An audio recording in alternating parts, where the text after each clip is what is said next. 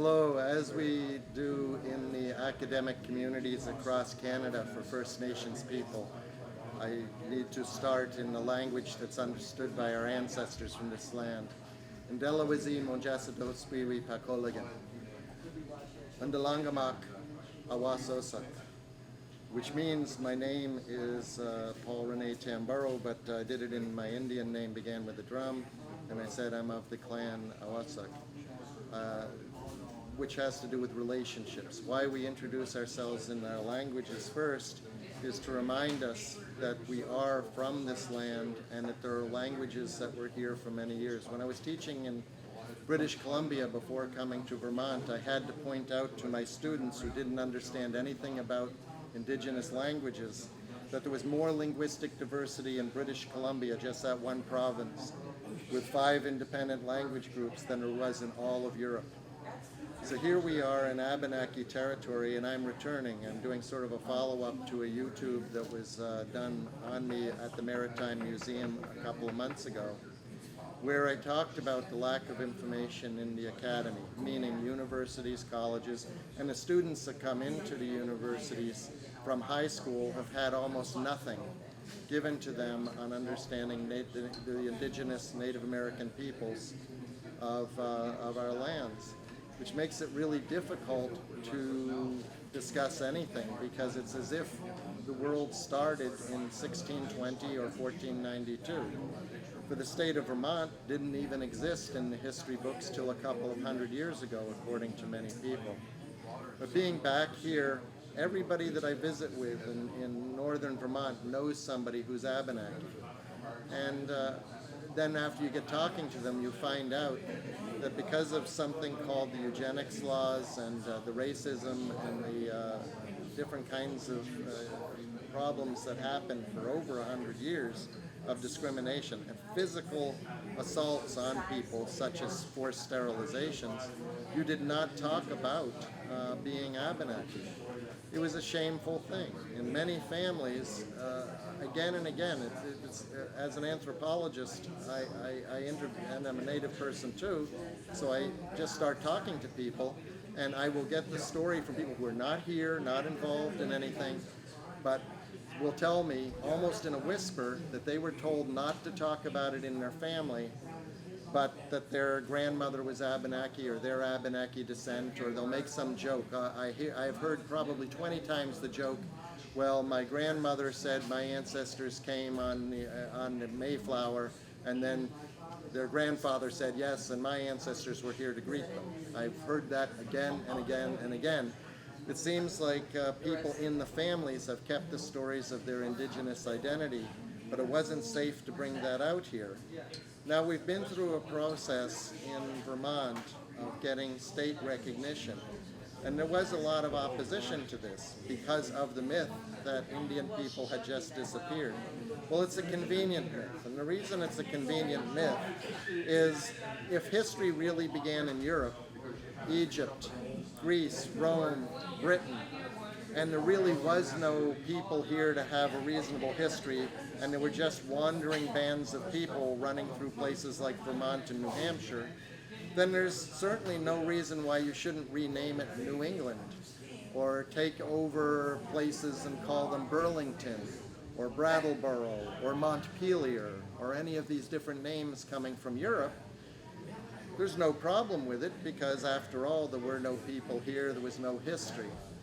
And what they have decided to do is exercise everything from history that's before the European. So basically, if you're a child in school, you learn about Greece and Rome, and you learn about Egypt and Mesopotamia, and then you come here, somebody named Columbus in the Caribbean, and then by the time you get to Vermont, well, oh, there were some Indians here, but they all moved to Canada or whatever.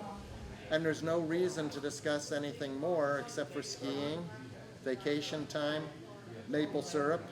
Of course, people don't really ask where maple syrup came from. Of course, it was Indian people.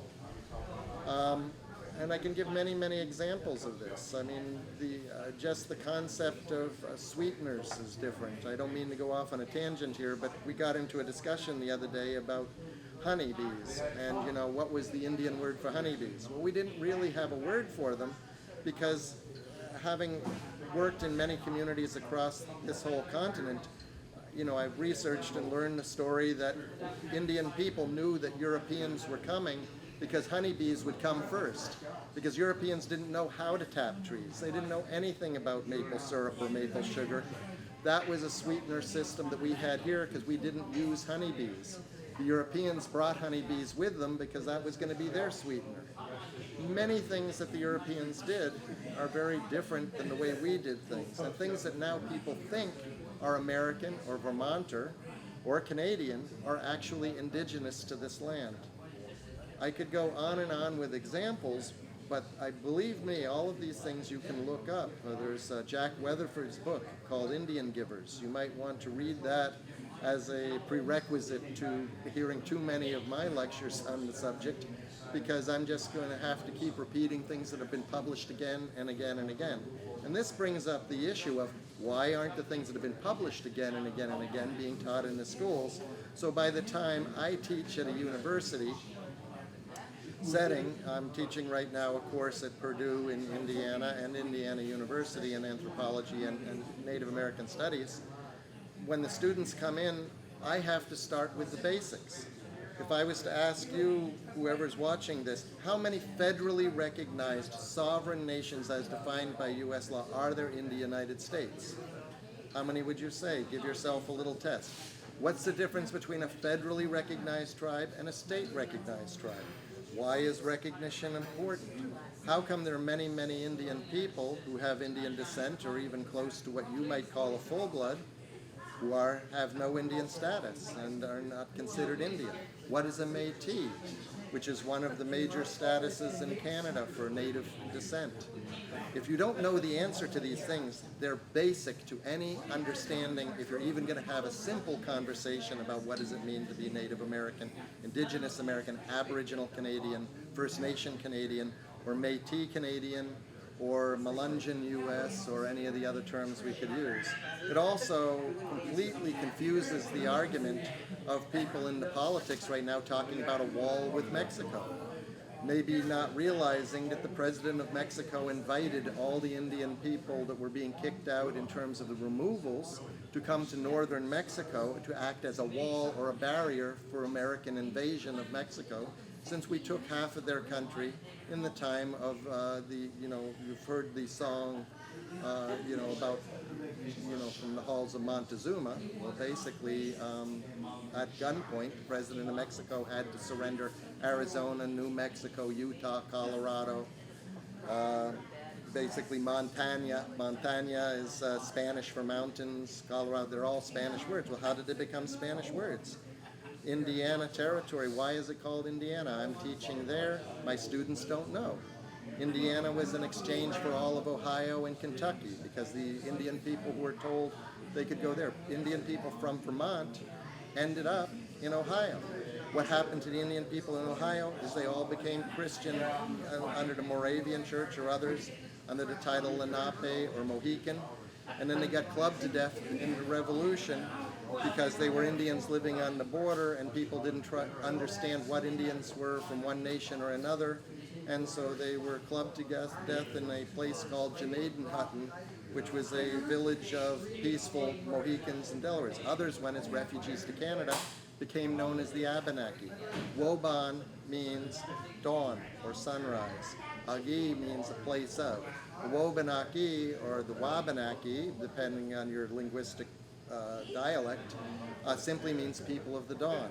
And we became refugee peoples in Vermont and then up in Canada in the different Jesuit villages of the north that became the people of the Abenaki. We use the symbol of the bear and the turtle to say that all are welcome. The bear represented all the animal clans, and the turtle represented the water clans.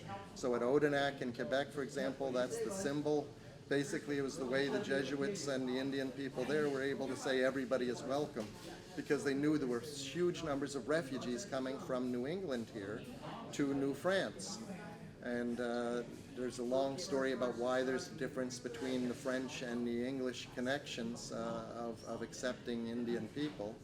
Actually, the Anglos, the English-speaking people, were it seems for a variety of reasons, much more prejudiced towards Native people.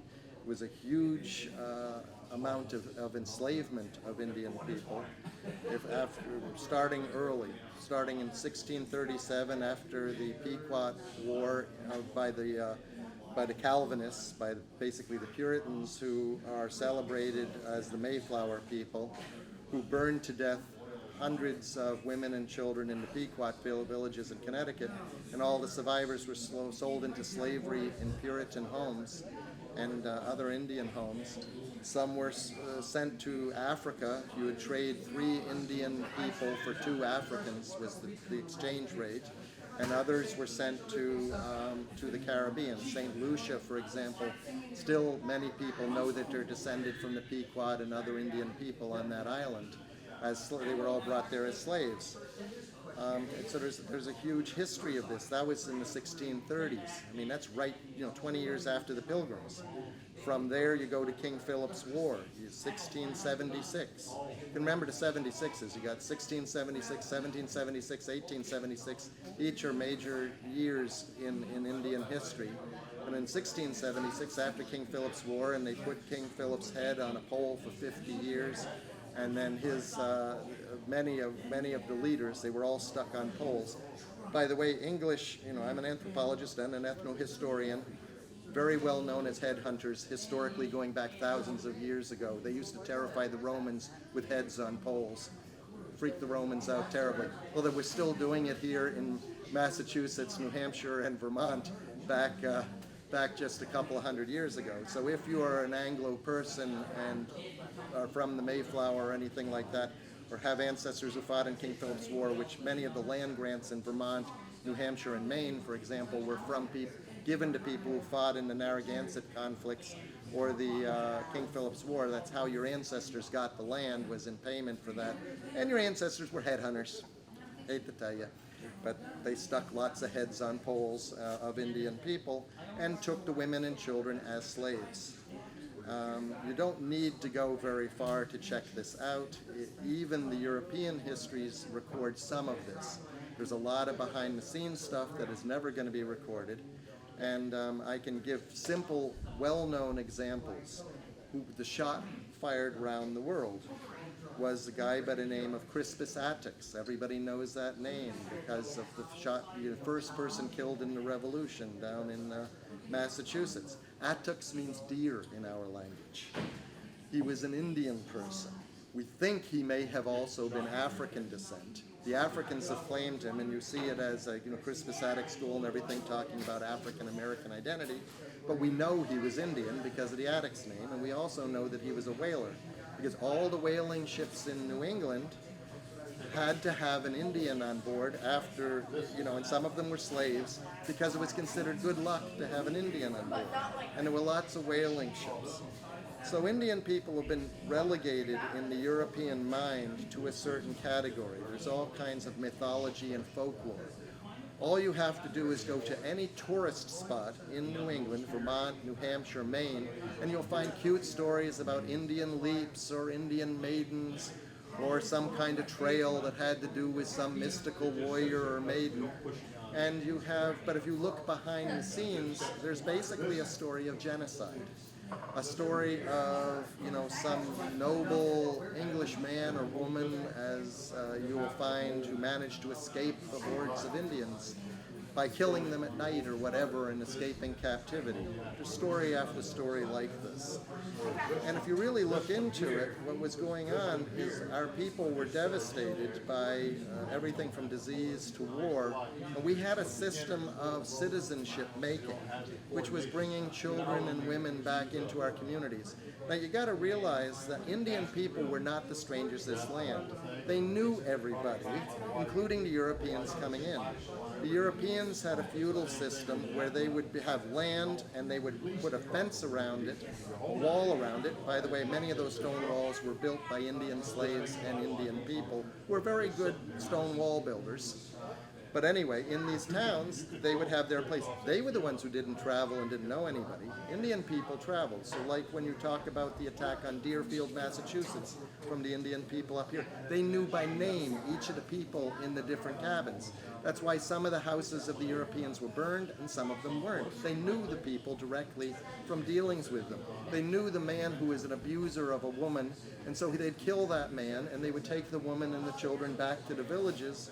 Basically, I used to call it the first child protection agency in New England, was American Indian people protecting women and children from a very abusive males in the European English system.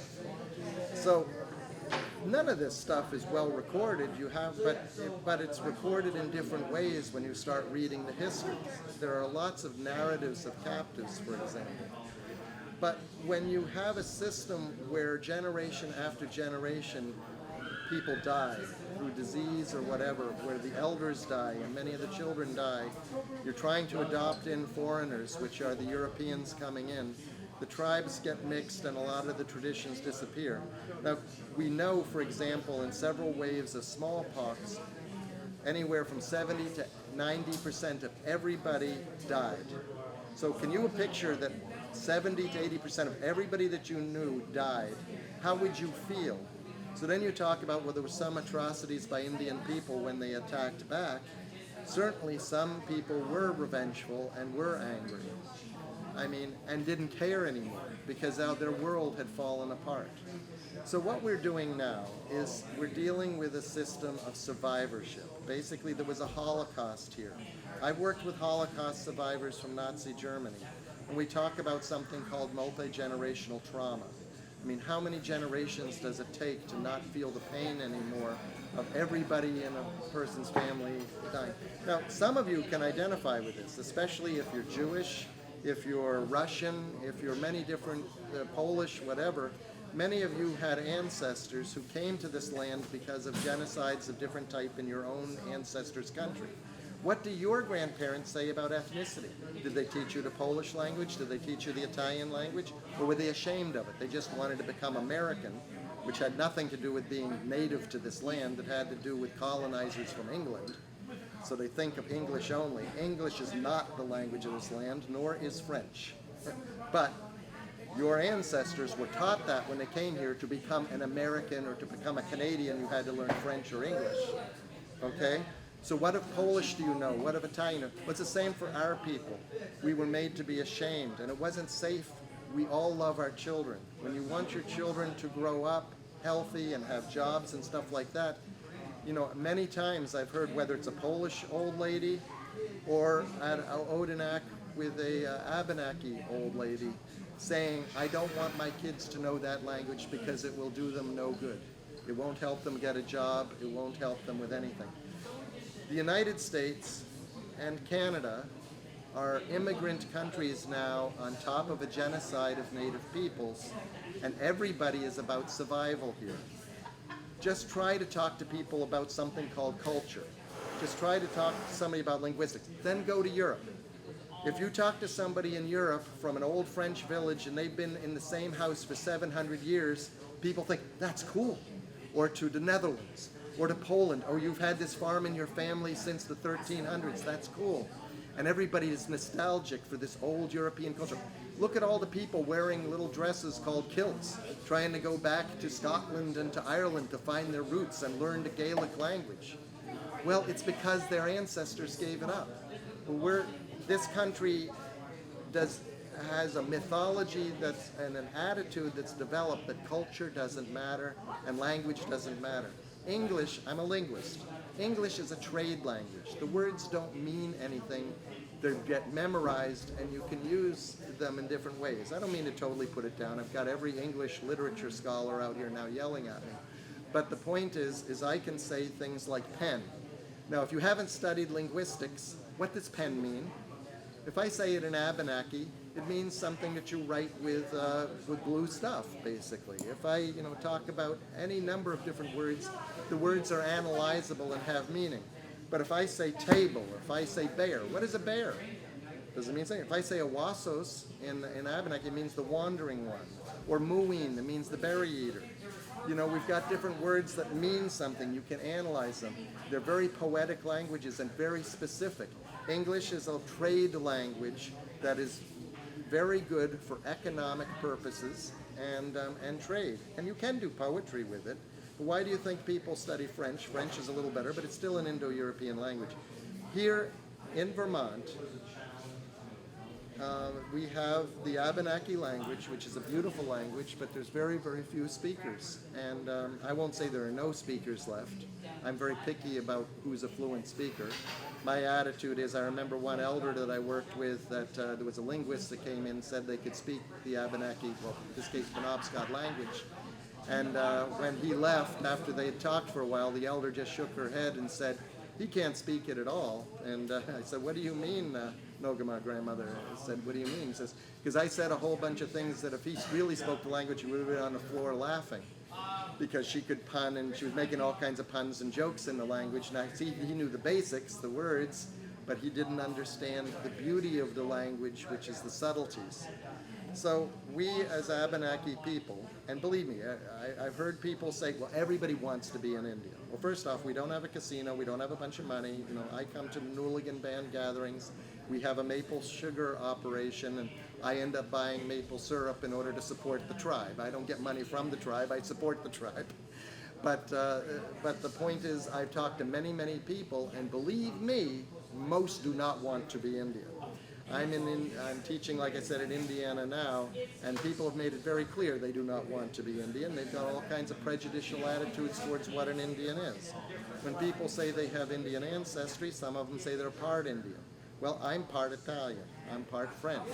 I happen to be 100% Abenaki, but I'm part a lot of other things. It's really more an attitude of citizenship.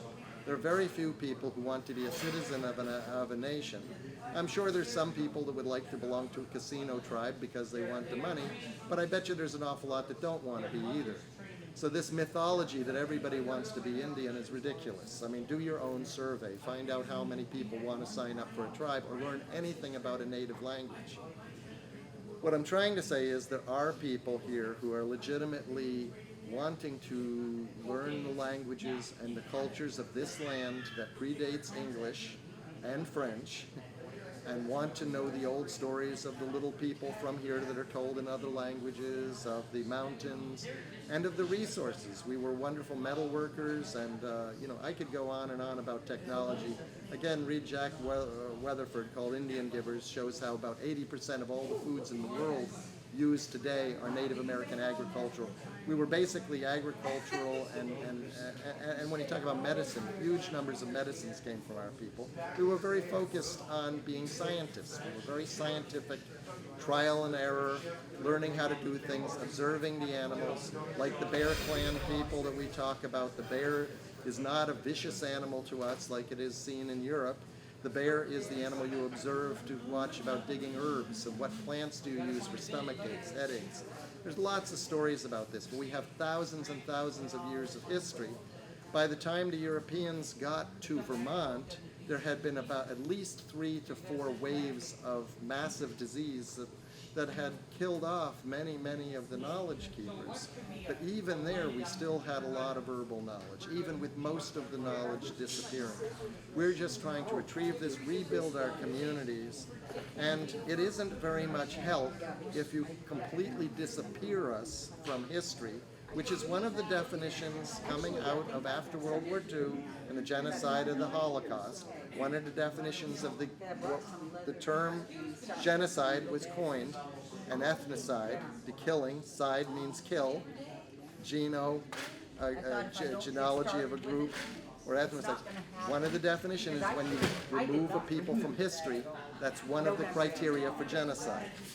You are a participant in genocide if you are not teaching your children and your students about the Abenaki people of here, because you've made a people disappear that were here well before your ancestors, unless some of them were Abenaki, but of your European ancestors, Asian ancestors, or African ancestors. I'm a little forgiving of the African people because as slaves, they mixed with our people an awful lot. And you'll find that many, many of the Indian nations in the South, especially and in southern New England, are mixed black and Indian, like Crispus Attucks. The first person shot in the Revolutionary War for this country was a black Indian person. And the history for that, you have to understand, is because our people were enslaved along with the African people. And when Indian people moved west, they were removed either forcibly, unless they had African blood. They were kicked off the Trail of Tears or other people. Some of them got known as Blackfoot because of that, because they had a drop of black blood in their foot or whatever.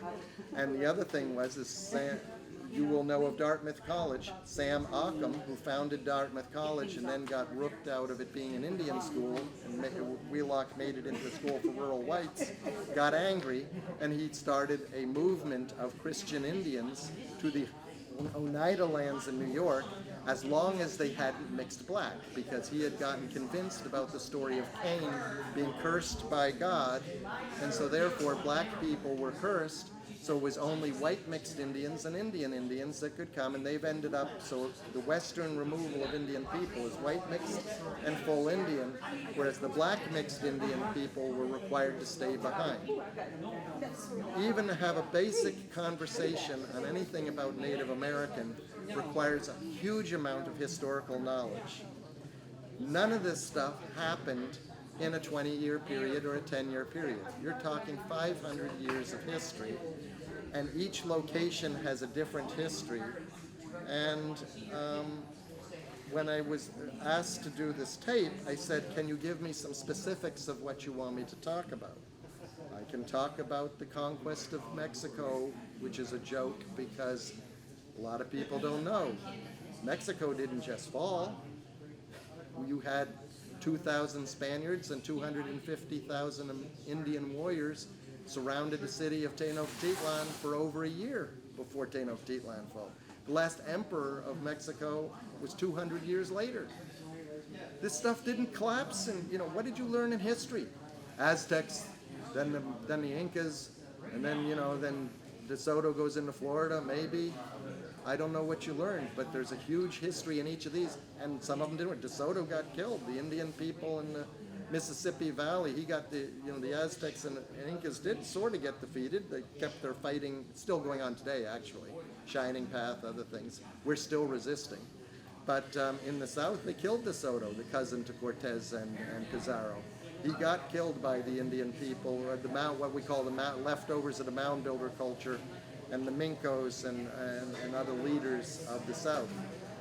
When he went through, he was very frustrated because in one of the encounters with the Alabama Indians, they burned up all of his pearls. He'd stolen pearls. Pearls were the big thing on the coast there. Indian people were, and there was a queen of the people who was covered in pearls, and they ended up hiding her, and so DeSoto never got to torture her to find out about where stuff was hidden. But this is elements of history that you don't know about. The story here in Vermont of, who the heck was Greylock really? Chief Gill, who didn't have, of Odanak, or the Abenaki, didn't have a drop of Indian blood.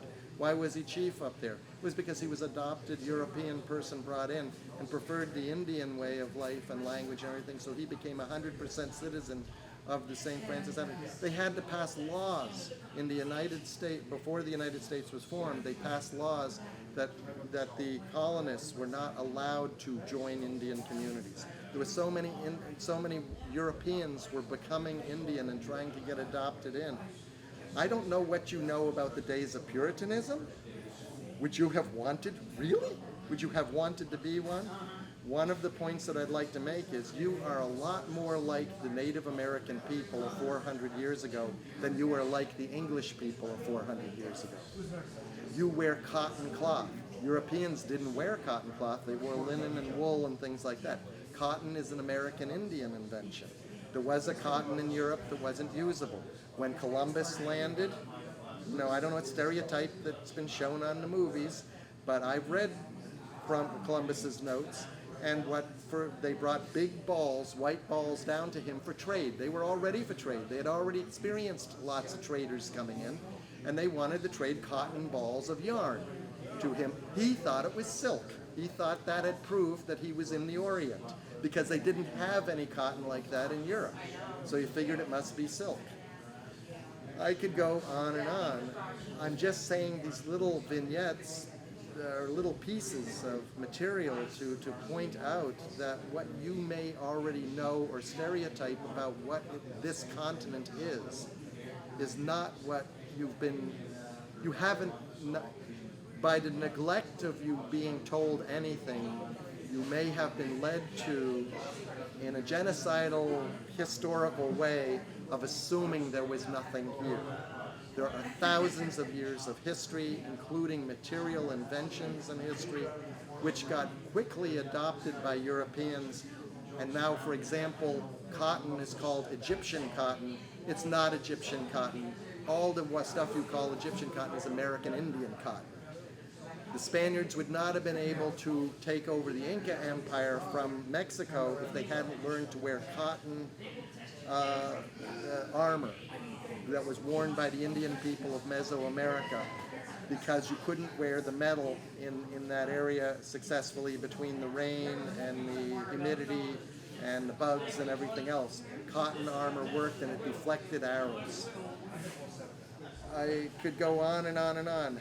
What are we going to do? Talk about canoes, hammocks, pineapples are American Indian, they're not Hawaiian. Red peppers, look at any national food in the world and you'll probably have an American Indian food in it. Peanuts are American Indian. Tapioca is American Indian. Vanilla and chocolate, both are American Indian. Pineapple's American Indian. Corn, beans, and squash, you already know about. Staple foods for most of the world. Africa, Asia. Try to eat Thai food without having some peanuts or hot pepper in it. American Indian. Potatoes. All the potatoes. There's lots of varieties of potatoes. You couldn't have had any, well, I guess it wouldn't have been a potato famine, but Napoleon wouldn't have been able to have invaded Russia or taken over Europe without potatoes. All of the history of Europe was significantly changed because of American Indian inventions. Gold. Europe was on a barter economy. There was no gold. The gold from Mesoamerica flooded Europe, destroyed the economy of what was then what they call the Turkish and the Islamic Empire. The only reason the gold talent of Africa disappeared was because of inflation brought by the gold into Europe. Europe would have been a nothing if it hadn't been for the Americas and the huge exploitation of materials from here and scientific knowledge. I think I used the example before because I'm a metal worker also on the side. I love to use the story of the only place in the world platinum was being worked was Colombia. When the Spaniards got there and they saw all this platinum jewelry, they had no idea what it was. It wasn't gold, it wasn't silver. They asked the alchemists. The alchemists decided, the great scientists of Europe, it must be unripe gold. You need to dump it into the rivers to ripen it. So they dumped all the platinum jewelry into the river. They're still looking for it. This is a famous story. These are things you could easily look up. But, what does that have to do with the people here in Vermont? Well, what do you think the people in Vermont invented? Well, they certainly had, the maple syrup. They certainly had lots of agriculture, the corn, beans, and squash, which are supposed to always be taught together or grown together for various reasons. And that's just the beginning. But certainly in the language, we have many different traditions that have to do with medicine plants, have to do with how the rivers should be used, how to keep things from being exploited. And I sort of have to stop there unless I have specific questions, because otherwise, I'm talking 500 years of history, culture, biology, and everything in a short spiel here. So please start adding stuff to your curricula and to teaching your kids about, so that I can get specific questions that are beyond what's an Abenaki. Thank you. See you, Leonie, which means thanks very much for listening.